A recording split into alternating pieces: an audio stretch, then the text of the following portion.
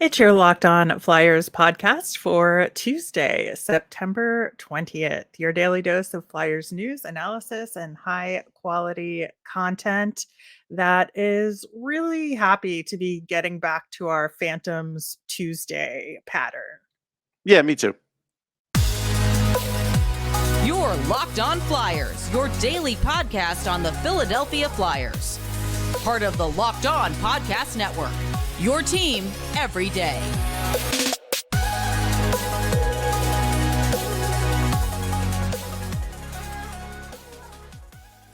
Hello, I am Rachel Donner. You can find me on Twitter at rmiriam. I'm here with the brilliant prospect expert Russ Cohen, who is on Twitter at Sportsology. Thanks for making us your first listen every day. You can follow us on Twitter at Locked On Flyers. That's where you'll keep up to date on our episodes, Flyers news, all that good stuff. You can also email us at lockedonflyers@gmail.com. We've got a mailbag coming up this week, so send us in those questions. You can also comment over on YouTube to get your questions on the show as well. On today's show, we are going to talk about a little bit of Flyers news with a PTO that they announced yesterday. We've got our rookie camp recap with a focus on Ian Laperriere and what our expectations for Lehigh Valley are going into his second season as their head coach. Locked On Flyers is free and available on Apple Podcasts, Spotify, Odyssey, wherever you're listening. So subscribe. You'll get all of our episodes here on the Locked On Podcast Network. Plus, like I said, we're over on YouTube. So subscribe there as well. Russ, we've got a PTO for training camp, and that's Antoine Rousseau. And man, I'm having Chris Stewart flashbacks here. I don't know about you. Well, at least with Chris Stewart, like you knew he was being brought in because a notable, known good guy, been around the block a lot, had things to teach. Okay, I get that. You're bringing in Antoine Rousseau, who has the reputation of being a rat. Maybe he was friends with the Sedins, fine, because he protected them and a few other players on that team. But you already have at least two other players that could fill that role. So now, everybody's like, well, don't worry. Torts is just doing his buddy a favor or ex-player a favor. And, he probably doesn't make the team or whatever. But you see the quote from Rousseau, and then you're like thinking, well, he thinks he can make the team, or at least he's saying that, which is pretty bold. And then it does make you think that if the coach thinks that he can make the team, well, we just got out of a good rookie tournament. What message is that to the players there? How much chance does even Noah Cates think he has to make the team now? Honestly, because just if he were to, take one of these spots on the team and adding like yet a third rough and tumble enforcer, whatever you want to call him, some of these guys are going to be left out. Yeah, it's a really good point you have there. And, we've talked over the past few shows, especially about the fact that the Flyers only have one contract spot left. And so we had been talking about some of the camp invitees. Did they have a shot at it? We'll get Mm-hmm. into that. We had talked about picking up a Sonny Milano, who is much younger. I mean, Antoine Roussel is like 33 years old, right? Mm-hmm. So I think that it just shows like where your head is at if this is the kind of guy you're bringing in on a PTO instead of maybe thinking more about signing one of the camp invitees or a younger guy like Sonny Milano, who has much more considerable upside and I think is a better risk to take. Yeah, he is, but we don't know what Torts thinks of him. He had him once. That So, is fair. He did get a PTO from Calgary, so yes, hopefully he will make the team there. I think he'll have a good chance. I think Calgary needs the offense. But getting back to this team, it's like, does this team need more toughness? Is it literally, do you want like one tough guy on every line? Is that the mandate here? I mean, even if you say, hey, maybe the team's not going to be great, so you want them to be the hardest team to play against in the league. it's going to work against you. Rousseau takes a lot of dumb penalties. You're going to put a Mhm. pressure on a lot of young defensemen still, developing defensemen. Even though Sandheim's pretty good, he's still developing. You're going to put a lot of pressure on these guys on the penalty kill just because he's going to, do things on the ice that maybe makes the coach happy. Maybe he sticks up for a player or two, sure, but also takes dumb penalties and puts you down in a game. And this is not the kind of team that can come back from big deficits in games. And I just look, it's lost on me. Yeah, it is certainly confounding. And talking again about some of those camp invitees that we were talking about, seems like none of them made a huge impression, kind of wrapping up rookie camp I mean, I have here. to agree And with you because they just signed a PTO and they hadn't signed one the whole time. So it does seem like that's the message. yeah, and when Ian Laperriere was asked about the invitees, he just kind of made a side joke about liking the French Canadians, and you can tell that he has nothing significant to say when he makes that joke because he Right. uses it. Like it's in his arsenal of like post-game press conference Yes. responses. He's And always said so stuff like that. yeah, so it just seems like none of them made enough of an impression. And the Roussel uh PTO, I think, like you said, really confirms that. It's a shame because I think a guy like Cates, is deserving of every preseason game and a real shot at the team. Whether he gets that or not, who knows? The other guys, I felt like there was a little bit of time for them to spend wherever, so that's fine. That doesn't really bother me as much. But I still think the timing of this is all wrong.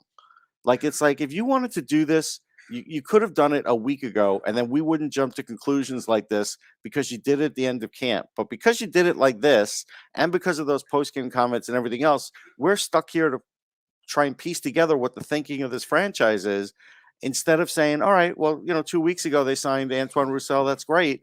Yeah, they literally signed him. He's flying here as we speak, and he's going to be in camp on Wednesday. Like, it's that quick. It's like all of a sudden it's an emergency to get Antoine Rousseau in camp. And so, yeah, it does make me think that nobody made an impact, or the counter argument to that is none of them ever had a chance anyhow. Yeah. I think uh, rookie camp to me has been good in a lot of ways. I think we got some really good information about some of the lead younger guys on the team. We learned a lot more, I think, about where Ronnie Attard is. We saw what Tyson Forster needs to work on. But I think, at the same time, we didn't get any more of a sense of where these kids are in the next stages because it seems pretty clear who's moving forward with a shot at that main roster with Noah Cates and I think Tyson Forster, Ronnie Attard, maybe Elliot Denoye will get like one Group A day in That's main probably training it. camp, and Yeah. that's it. And then Sam Merson will be in the goalie rotation, for the Group A ice, right? Because he just has to for development and Yes. for having a better goalie in net for the main players to shoot against, right?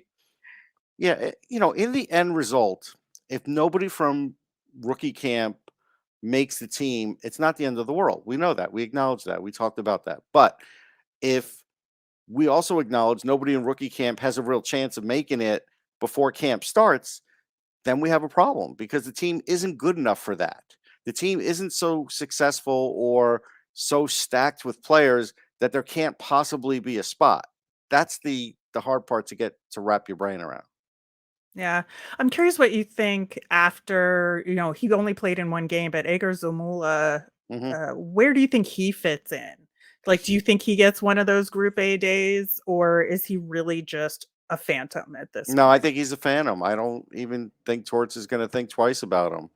Zamula is going to have a really good season, and somebody else is probably going to have to prompt Torts to bring him up. Otherwise, or because of injury, they say, "Hey, look, Zamula's close," and then Torts decides to give him a look. But otherwise, Nick Sealer's got this spot locked up as far as I see it. I know that sounds Yeah. crazy, and I don't want to say that because I want to believe somebody else has a chance. But right now, he's the leader in the clubhouse.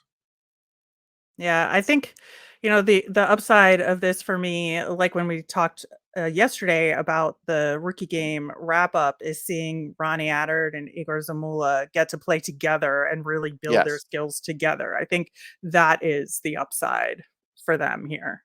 Yeah, that is the upside. And look, and if that happens this year, it's again, it's not the worst thing. I just I still think this team is not on the same page, which with what the coach wants to do, with what the GM says he was going to do, and maybe is going to do, and maybe even with what the organization is hoping. I just think there's nobody is on the same page right now. BetOnline.net is your number one source for all your pro college football betting needs and sports info this season. Find all the latest football league developments, game matchups, news, and podcasts, including this week's games. BetOnline is also your continued source for all your sports wagering information, including live betting, esports, and scores. It's the fastest and easiest way to check in on all your favorite sports and events, including MLB, MMA, boxing, and golf. Head to the website today or use your mobile device to learn more about the trends in action. Bet online where the game starts. So, Russ, how do we think Lappy did at rookie camp this year, running things overall, especially up against last year, which was his kind of first year as the head coach of Lehigh Valley, or the forthcoming head coach of Lehigh Valley? He's been heavily involved in rookie camp for many years before that as an assistant coach for the Flyers, but he really kind of had to step things up last year. And then now that he has like first year experience under his belt, were the expectations higher, right? You would think. I mean, I honestly have no feel for how the expectations are for Ian Laperriere or for Lehigh. No feel for it. And I've been in Lehigh a lot the last couple months, and I talk to people, and there's really not a feel for it. What I would say is, I thought rookie camp was fine. I thought there were some decent performances. I thought the PK looks like it's still going to be good with the guys they've got. The power play is still going to have issues with the guys they've got. Although if they have Ronnie Attard at the point of the power play, that could be a big boom for them. With Forster on there too, it'd be hard to be bad then, right, Rachel? But anyhow, we move on. I still feel like the skating isn't as aligned as it should be with other teams. I don't know if that's all on the players or the pace of the game or how they want them to play. I don't see any room for guys being able to bring the puck up the ice themselves. They just don't allow it. Now, luckily, they don't have a Cale Makar right now, but don't you feel like if they had someone like that, that person, that player would eventually have to pass it off, and that next player would still have to make another pass before you get your zone entry? Like, it just doesn't seem like they want a player to bring the puck up the ice, even if they had one that really could do it with ease. Yeah, I think there is a distinct lack of creativity Hmm. with Laperriere, and that's really what you're speaking to here, Yeah, is that he really is not an X's and O's guy. He's a get the guys in shape, and he's more of a buddy buddy guy, and he's only really gonna say positive things about the guys out there. And you saw that, right, with hmm, his post-game press conferences for the rookie games, where he said he's happy with the effort overall. They worked hard, where they got severely outshot, right, in yeah. that second game, Which especially. is a And hallmark of the Flyers team last year too. mhm, The whole organization. yeah. Yeah, that there didn't seem to be any onus on him to make any significant changes going into this rookie camp. And I think that's really telling that he didn't emphasize that himself. I mean, everybody is saying, oh, things have to be different this year, but they're not really talking about or showing what they're going to do to be different this year and to be more creative. And it just doesn't align. And that's where my problem with him is right now, because he was asked at the second game, post game presser, I think it was, about does he have any advice for the guys he just coached at rookie camp going into main training camp. And he said, don't worry about coming back to me in Lehigh Valley. Don't be don't try to be somebody you're not in training camp, and worry about what Torts wants from you. And that's like, I don't know. In some ways, it's good advice, but at the same time, it just shows that he's like sort of a default, that he doesn't see himself Yeah, it's in sort of a esoteric. leadership. It's esoteric Yeah, advice. that It's he is not part of the leadership that has to develop this team into a more competitive franchise. Yeah, I think there's something to it. I mean, there is something good about him wanting to answer questions for guys and doing all those things. It would be good if he took a more analytical or just closer look and say, yeah, I didn't like where we were in that zone. I don't think we had enough pressure on the goalie. I think we were fortunate in the overtime. I know he joked about it. That's great, and it's good. The funny thing is last year you could joke about a lot because the season was lost pretty early. Even for the Phantoms, Mhm. they never really were in it. But this year, it's like nobody's going to want to joke post game if you won your first overtime game in like 7 games. Like people are expecting more. People that are covering the team are expecting more. And based on a lot of your better prospects being there should be better results. Again, we don't know exactly what the edict's going to be. I guess we have to sort of wait and see exactly what the team looks like, but we have an idea what the players are going to be and who they are. And I got to tell you, I still think they're going to be relying on their goaltending tremendously, like they did in the rookie game. They won 5-1, where Ersan basically, took the heart out of the Rangers. I mean, he made some great saves, but yeah, you're right. The shot total was really close, and like I don't know, can you expect to win all the time in the AHL like that? It didn't work out last year. Last year they had really good goaltending. Mhm.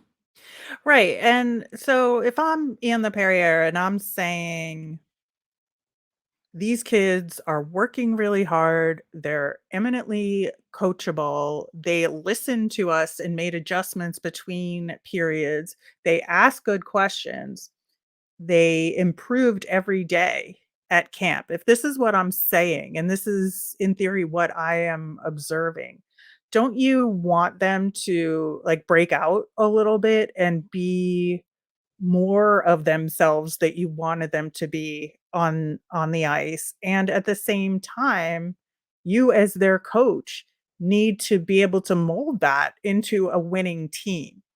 And that's the missing link for me. Yeah, I mean, I think other than Forster when he said he looked like a different kid, in a positive way, I didn't hear that much else about anybody else other than Zamula gaining weight. And I had to do some digging on that. I didn't realize that he had lost weight during COVID. So he did start the year at 185. Then he got low, was lost weight, and so it is up 12 pounds now from the time that he had COVID. So okay, Mhm. so we get to the bottom of that math, but. Like those were the main two things that I heard. Other than that, I didn't hear a lot of other stuff that made me feel like, okay, these guys are really on the path. Even the Cates game, Noah Cates with the shorthanded goal and stuff. I don't know if I even saw a quote about that. I thought that was a tremendous play, but I'm not even sure it registered. I think it did a little bit, but I think the greater point about the lack of specificity is a good one, about a lot more individual players and a lot more about systems and analytical things, like you were saying. I think, to me, and this is not hugely relevant in the big picture, but the only interesting thing to come out of rookie camp to me from a Lappy standpoint was about preparedness for fighting, and the fact that Chris Stewart gave them a lesson afterward, because as Lappy said, and this is a fair point, he doesn't think fighting should be part of the game anymore. It's a different game now, but it still exists. And if somebody is physical with you in a way that suggests a fight could be coming or is going to hit you, like, you have to be physically prepared with how to do it. And so that's why that session happened. And the fact that Lappy said, yeah, fighting shouldn't be part of the game anymore, that was the most interesting thing I heard from him. Yeah, but that it just runs counter though. It doesn't matter what he thinks, he's still teaching it. My whole thing is I see Russian players, whatever, they take boxing lessons and they do it in the off season. Why am I wasting ice time teaching guys how to fight when I could be teaching them something else? They could learn how to defend themselves in the off season anywhere. Anywhere they can go to a UFC rink, they can go anywhere. Well, to be fair, this was after practice at the end, and it was like No, I whoever know, wanted but it's to just hang out. But okay. I just don't see the use of it. I don't. The practical use of it. And I would hope Chris Stewart could do a lot more than that. I know there was a lot of discussion about this. That's all well and good. But see, that's the whole thing though. This year, while fighting may be up a tick in the league, in Philly, they're trying to make the mindset like, hey, fighting's cool again. Like, and I'm fighting that. But don't you notice that since, like last year that, this is what they're embracing organization wise? to some degree, yeah. But I just don't see it being any more of a part of what the Phantoms will be doing than is typical for the AHL, which is higher than the NHL. But at the same time, I hope certainly it's not a focus. And we will be getting to what we think the focus should be in Lehigh Valley coming up next. Russ, I think there's nowhere to go but up for Lehigh Valley because last season was so atrocious, not making the playoffs. So for me, the number one expectation for this team under Lappy should be to make the playoffs. And if they don't, or they're out of it extremely early like they were last year, I think you have to talk about making a change in Lehigh Valley at head coach. I can't argue with that. I mean, if I look at defense and let's just say Addard's there and Wiley's there and Zamula's there and Millman's there, that's a pretty good 4 defensemen right there. Like my defense should be much improved and my offense from the blue line should be much improved. Goaltending wise, they should miss a beat. I think Ersson could do just what Sandstrom could do at the AHL level as long as he's healthy, and so far he is. So and they still have Nagel backing up. Like that's to me, they're not going to miss a beat there. So now I get it if he can't talk about line combinations yet because they just came out of rookie camp and you don't want to kind of spoil anything for the main camp. But yeah, I mean, I think you have to at least, and maybe he does, in his mind, have to be looking at what should these lines be, because most of these players, if not 99% of them, are going to be back here. A few won't, and a few guys like Zanetti, whatever, they'll go other places. But a lot of these players will be back here, and what am I expecting out of that? And so, like based on these past 2 games, what I saw, I think that scoring could be up a tick. But again, what's funny is Wade Allison going to make the Flyers, or is he going to be a Phantom? I think he'll be a Phantom, but we don't know because if he's healthy, he could catch Torts' eye. But maybe he's going to be a Phantom, right? So then the Phantoms definitely play better with Wade Allison than they did without him, right? So so I'll guess that he's going to be there just for the sake of this discussion, and so I'm going to just say now that the Cates brothers are going to be there, and none of these players are going to make the big club. So I think if they went with Forster and the Cates brothers as a top line, it wouldn't be bad. I think that's a pretty good top line, actually. And I think there's a lot of built-in continuity with the brothers that would enable you to help win at the AHL level. So me personally, I would not want to break it up. And as long as Forster can, gel with them, that's great. I mean, you already got that built in. Leave that alone. It's not going to hurt any of them. And then I still even feel like second line wise, they're going to be pretty strong. Ratcliffe will be there. And so I think their top 6 looks good.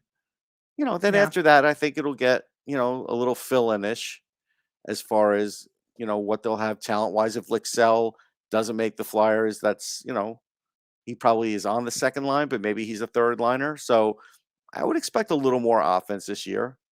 They have to be And able to do that. Hayden Hodgson will be Yeah. down there as Yeah, well. Hudson So will be there I too, and you put him with I a guy think that like Lixell. I Yeah. think ultimately they may have 3 strong lines going here, and they'll rotate them around, but I'm certainly hoping they can bank enough wins early in the season with some of these stronger guys before anybody gets called up to the Flyers, right? That they will in fact make the playoffs. And I think that they should at least, like you said, have a stronger penalty kill and have some more opportunities on the power play, because that was a huge part of what was dismal about the Phantoms last year. But I worry about it just from a systems perspective, that who do they have down there running these things, and can they make the necessary improvements? Yeah, I think that's fair. And I was talking to people about what they feel about how the league will be next year and how teams will be. And there are some really good teams, and some teams do load up on veterans because they're looking to win, and that's fine. The Flyers are kind of like in that middle area where it's a lot of prospects and they fill in some veterans. Yeah, I mean, I'm not sure they're a playoff team. I'll really look at things in a week or two and decide where I think they fall and everything else. But I just have a slightly better feel than I did for last year. But it's not because of coaching; it's just because of players they're going to have that they didn't have last year. That's really my honest opinion. Yeah, I think if the Phantoms don't have 5 or 6 players that are NHL ready, based on what is happening in Lehigh Valley, that's where I have a problem, right? Because they're gonna have to have some guys that are ready for call up. So to me, that's, 3 to 4 forwards and 2 to 3 defensemen.